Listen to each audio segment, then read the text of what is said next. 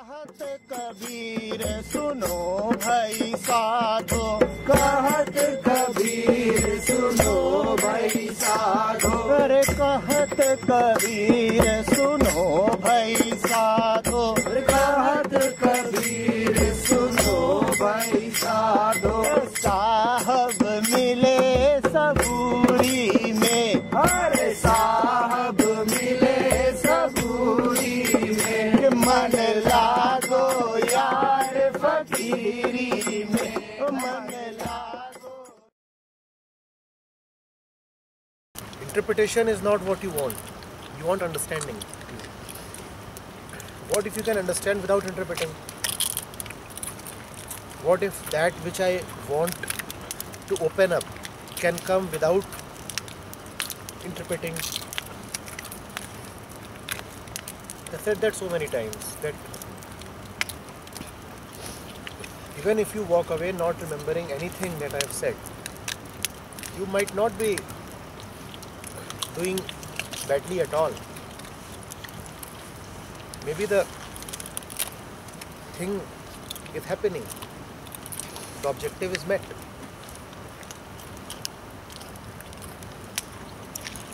Just maybe, I don't know. It's not the same thing with everybody. Some people walk away not remembering anything because they've had a nice sleep.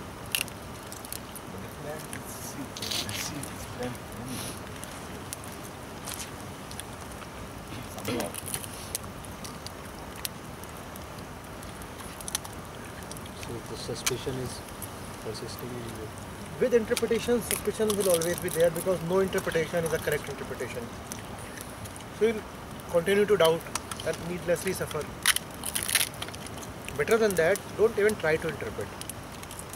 Your interpretations are anyway of no great value. So why insist on interpreting?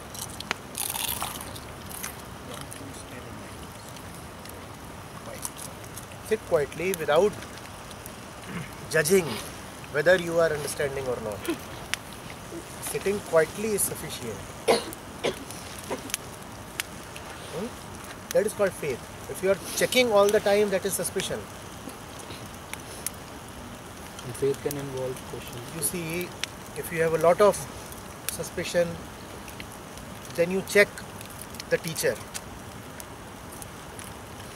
That is what students do in the first stage. They check the teacher. Is he an idiot? What is he saying? Let me compare it. Let me figure out whether there is any sense in what he is saying. Now somehow if they become convinced that the teacher is alright, then the next step is that they start having doubts on themselves. Oh, he is alright, but am I interpreting him rightly? This is their mark of respect to the teacher. First thing is doubt the teacher. Second thing is doubt yourself. Third thing is run away. Because doubt has anyway remained. And the teacher said that you will become doubt free. That has not happened.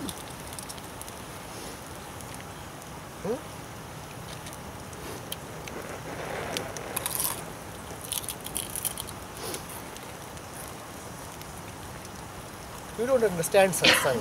You don't understand the meaning of companionship. You don't, right? All you know is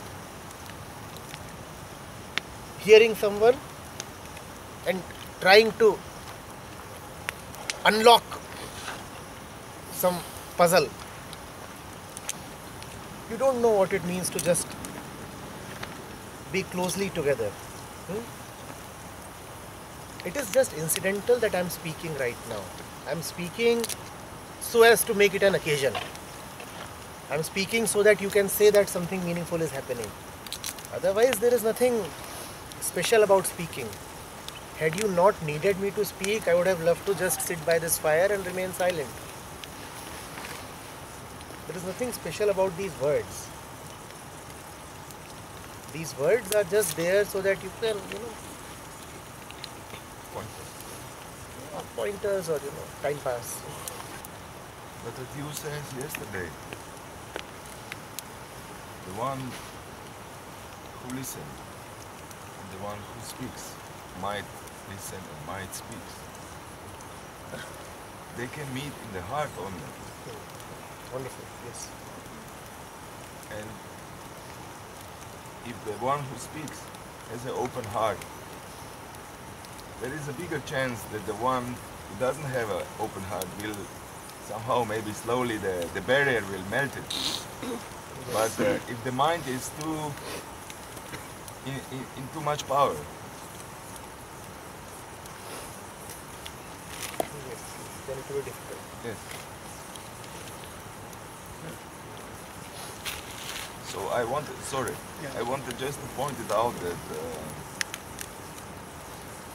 as you says, satsang means like meeting the hearts, and the hearts are equal. So maybe I try to understand it and to teach myself that maybe this is just like a dance. So we can dance. Yes, it is like this. Lovers want to meet, but they are too inhibited to tell each other that they want to meet. So what do they say? Oh, I am visiting the library at such time to read. When are you coming to the library? So the two of them are there in the library, well, to read. So that's what satsang is. Apparently, somebody is talking and somebody is hearing. But really something else is going on. You know, you're not just sharing popcorn with the other one while watching the movie. That's what they do, right? Let's watch a movie together. And now you very well know that the movie means nothing. Sometimes you just slip away in the middle of the movie. But you need a movie to meet. So you need these words so that we can meet. Otherwise, what will you do? The recording would look so awful. 30 minutes of nothing.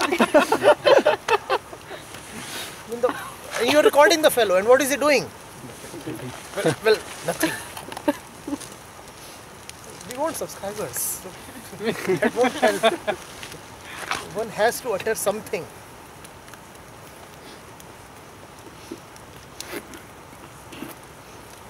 In fact, there's a beautiful line here in the Upanishad. It says, the words are only excuses to hang the silence upon. Words are only excuses to hang the silence upon them. It's like inviting your girlfriend for coffee. Now, coffee. What is the worth of coffee? But we all know what coffee means. But you never say that, right?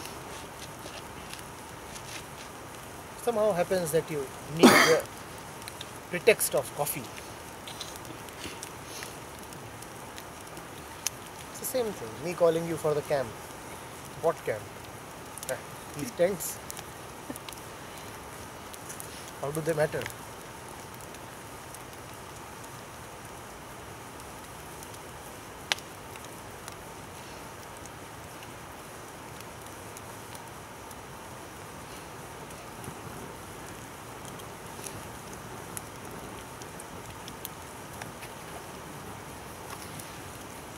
Sir, what is companionship?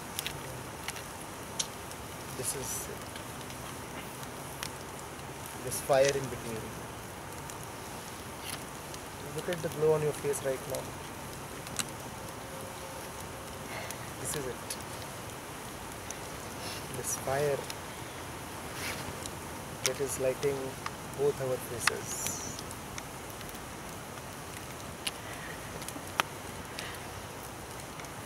Is it uttering words? Is it talking? But it is making it possible for both of us to be here. Is it not? Yeah?